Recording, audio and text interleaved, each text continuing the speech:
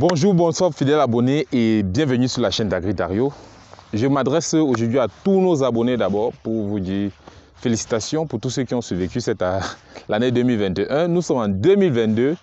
J'adresse mes vœux de nouvel an à tous mes abonnés. Vous êtes déjà plus de 7500 personnes à nous suivre.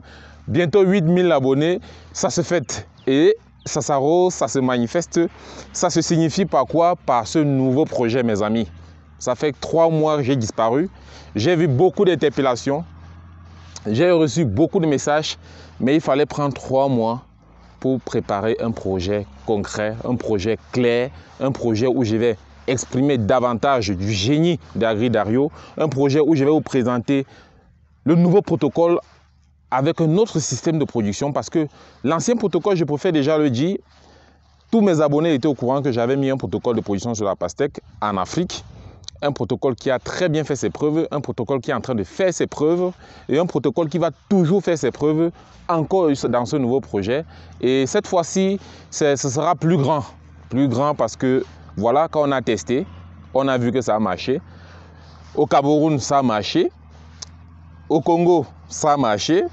Au Bénin, chez monsieur Hakim, que vous pouvez dans la prochaine vidéo écouter parce que monsieur Hakim me regarde. Je vais passer un appel direct à monsieur Hakim dans notre prochaine vidéo où il va vous parler de la campagne qu'il y avait eu au Bénin. Je m'étais déplacé pour le Bénin, j'avais partagé l'aventure avec vous et les résultats sont impressionnants et remarquables.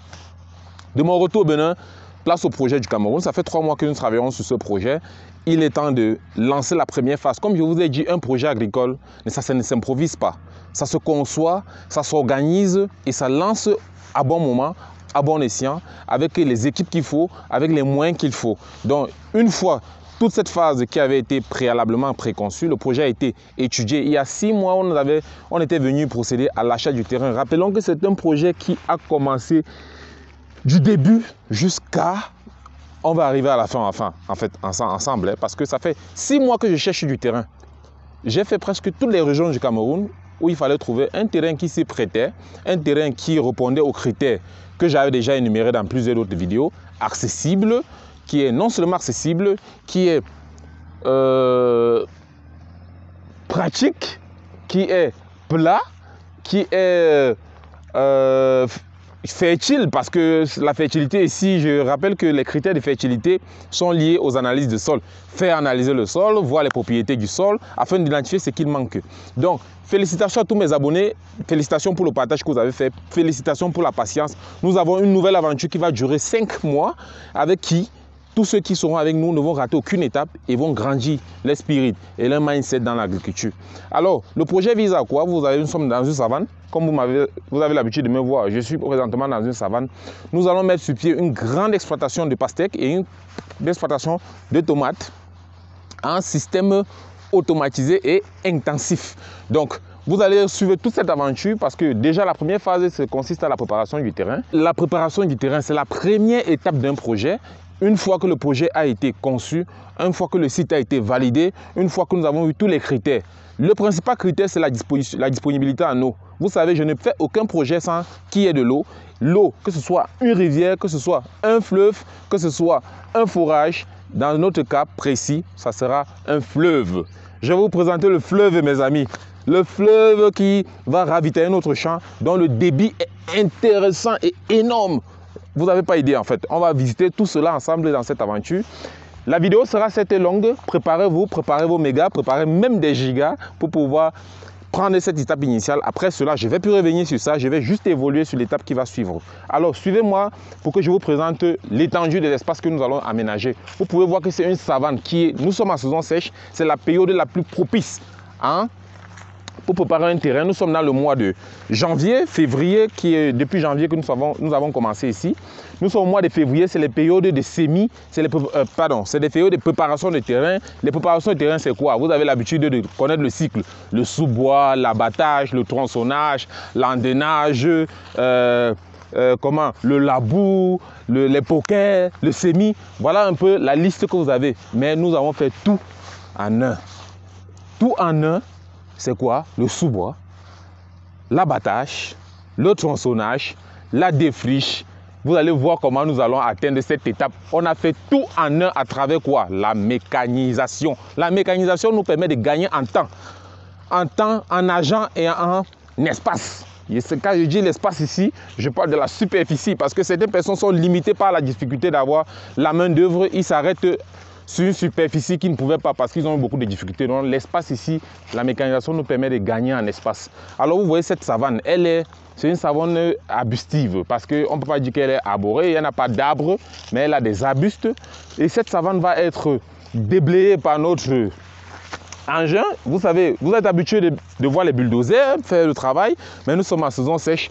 Le bulldozer est moins rentable pour ce type d'aménagement, tout simplement parce que le coût du bulldozer par jour est très élevé pour un engin, une 966 qui peut faire. Vous allez entendre déjà les bruits derrière. Je vais aller vous présenter directement ce qui est en train d'être fait par la 966C qui est en train de faire ce terrassement. Donc, la première étape va consister à nettoyer toute cette savane que vous avez vue là. Elle fait pratiquement des milliers de, c'est étendu, c'est des milliers d'hectares, mais nous allons commencer cette phase par une petite superficie que je ne vais pas dévoiler, une superficie que vous allez vous-même évaluer à travers les vidéos. Vous allez voir quelle superficie peut être en train d'être faite, mais soyez-en sûrs que vous aurez toutes les étapes dans ce projet. Vous avez vécu l'année passée les projets de la production de pastèques pendant près de 11 épisodes que vous pouvez revisionner pour voir à quelle étape nous sommes passés aujourd'hui et qu'est-ce qui a été modifié. Nous allons passer à cette phase 2, le projet numéro 2, c'est la mise en place d'une grande exploitation de pastèques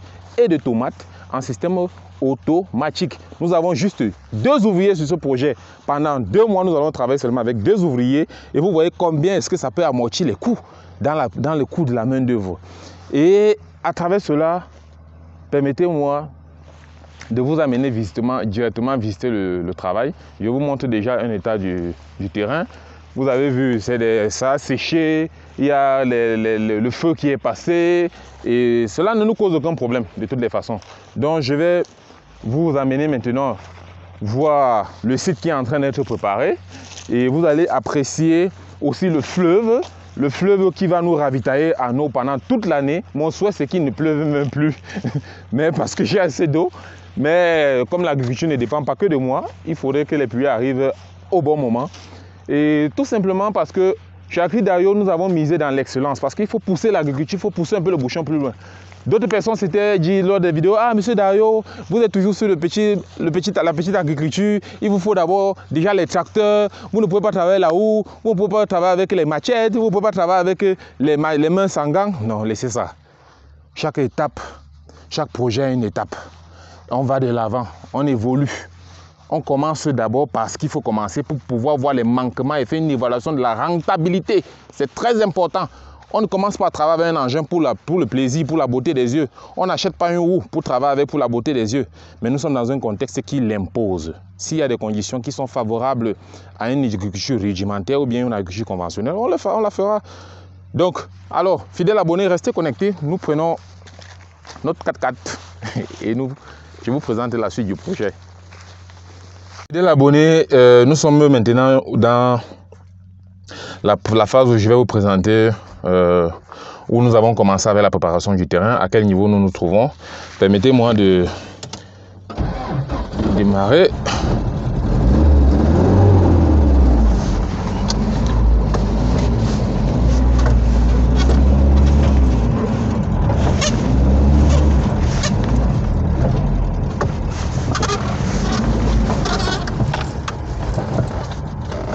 Voilà.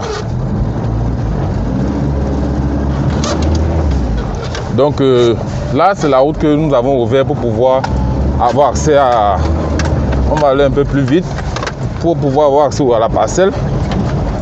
Donc c'est cette route que nous avons fait creuser par l'engin qui va nous permettre de mieux circuler pour pouvoir ravitailler le chantier avec les équipements, les engrais, le matériel d'irrigation et tout. Donc vous pouvez déjà voir que je vais vous faire parcourir la parcelle en voiture parce que c'est plus grand comme ça. Donc voilà déjà la parcelle qui est en train d'être préparée. Nous allons aller de la gauche vers la droite.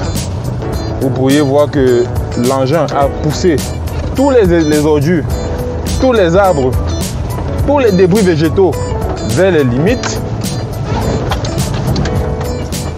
Oui. Et cela va faciliter maintenant le labour ou la confection des poquets. Et plus bas, nous avons le cours d'eau, le fleuve qui est là. Une fois que nous allons descendre du véhicule, nous allons vous présenter le cours d'eau qui est là. Donc voilà des petits campements provisoires qui sont là où le personnel dort pour pouvoir travailler tous les jours. C'est un campement provisoire. Nous allons penser à la construction d'une vraie maison pour le site.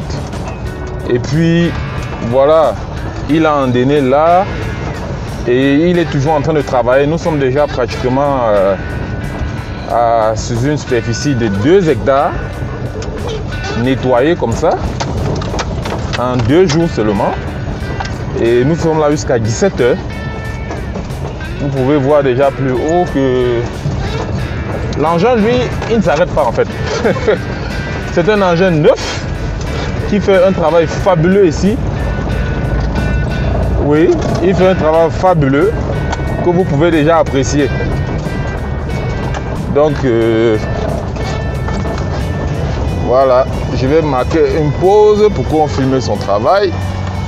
Voilà. Le voilà qui est en train de pousser les arbres, il pousse tout sur son chemin. Il est très impeccable. C'est une pelle chargeuse qui n'est pas souvent adaptée pour ce genre de travail. Mais comme je vous disais, c'est plus rentable que le bulldozer en cette saison. Parce que si on amène un bulldozer ici, il sera moins rentable et moins efficace. Il ne va même pas ressentir qu'il bosse quoi. Parce que c'est rien du tout. Donc cette pelle chargeuse est là, elle fait ce travail, elle ne terrasse pas, elle fait l'effort de ne pas décaper le sol. J'ai insisté là-dessus parce que certaines personnes prennent la pelle chargeuse et commencent à creuser. Parce que c'est un engin qui est fait pour les terrassements, pour creuser les routes et tout ça, ou pour charger les bennes. Mais ici, regardez comment il prend à fleur du sol. Parce que je lui ai dit de ne pas me décaper l'horizon A. C'est un horizon que je vais mettre à profit. Et donc, il n'a pas besoin de décaper cela. Il fait l'effort de pousser les arbres. Il fait en même temps la défriche. Il fait en même temps la défriche. Il fait en même temps l'abattage. Il fait en même temps l'endainage. Il fait en même temps le tronçonnage.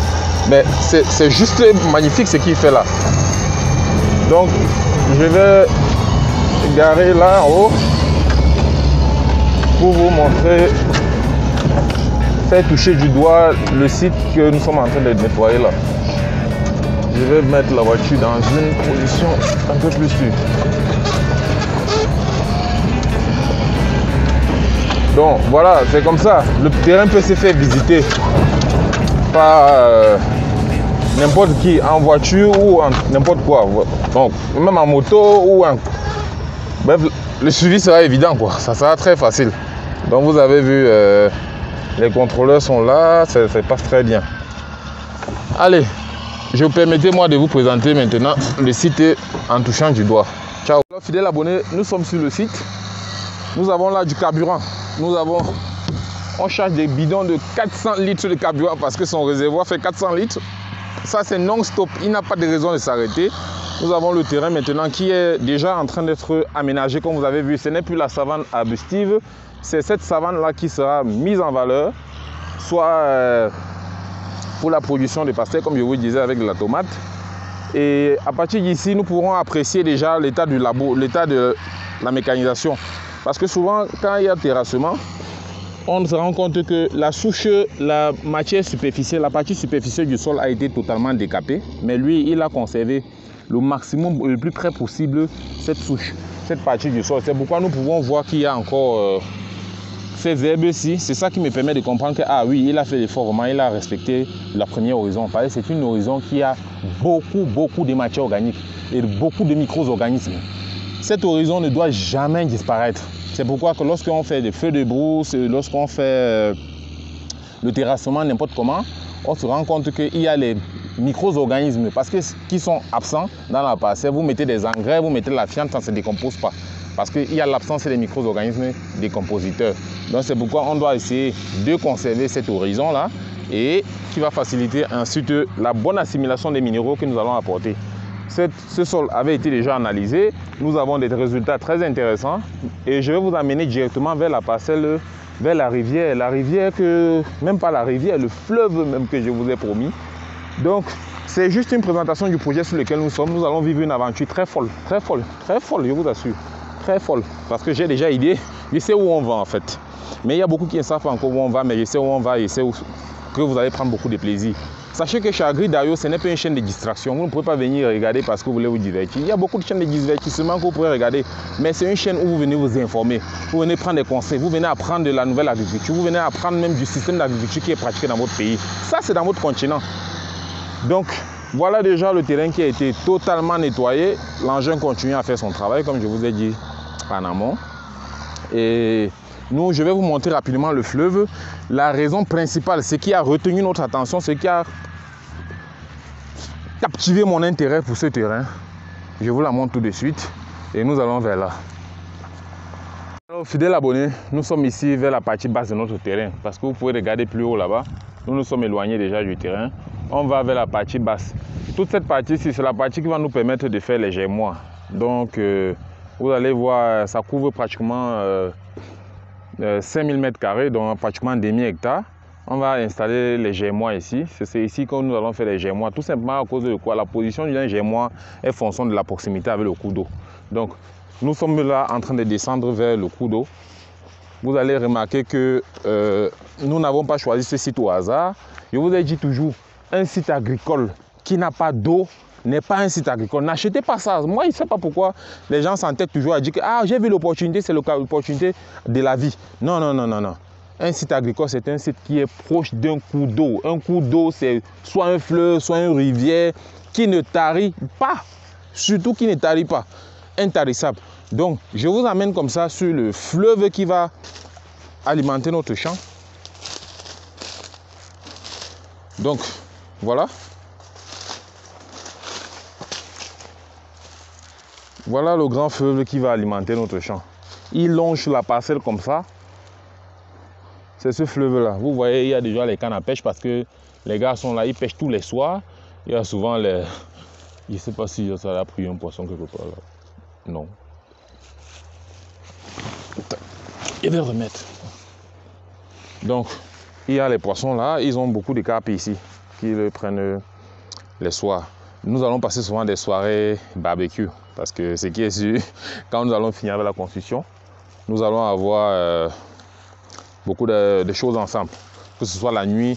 Rappelez-vous que merci déjà pour les dons que certains de nos abonnés nous ont fait. Ils ont préféré rester dans l'anonymat.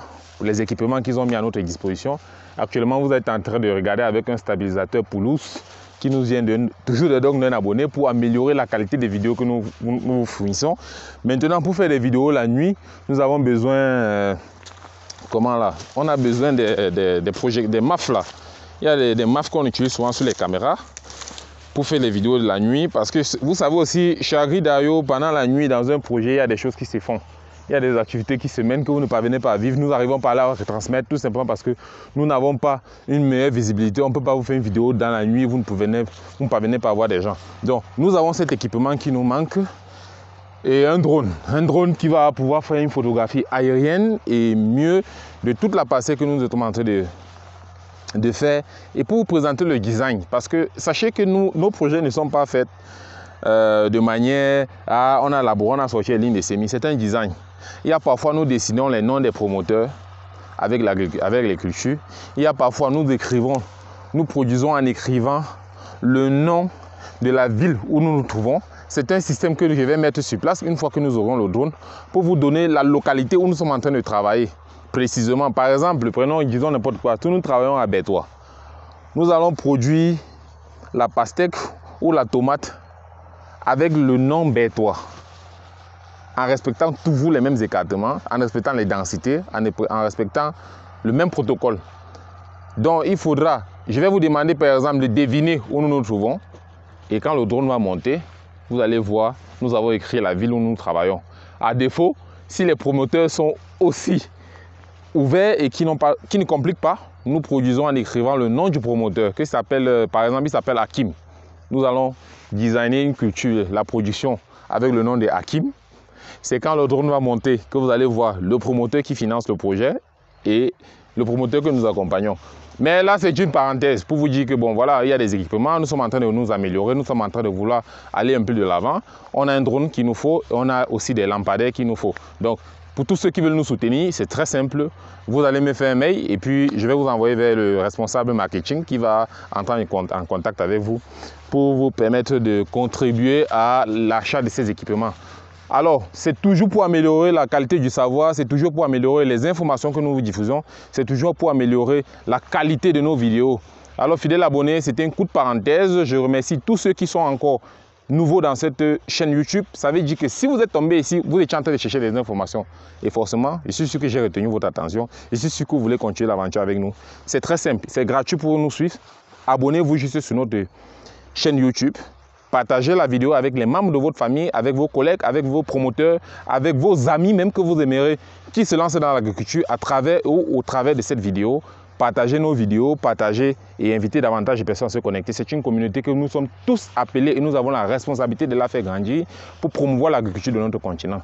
C'était avec Agri Dario. Rendez-vous à la prochaine vidéo qui sera l'épisode 2 qui consistera à la construction de la maison des employés et le labour de notre terrain. Ciao, ciao, fidèles abonnés. Abonnez-vous, likez et partagez.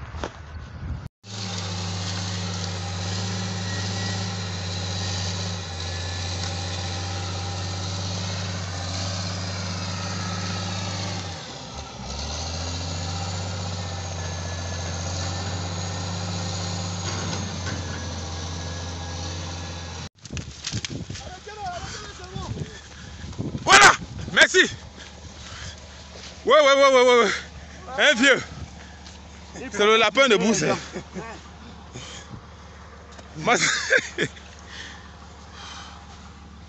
Il n'est pas mort. Il n'est pas mort. C'est le lapin sauvage.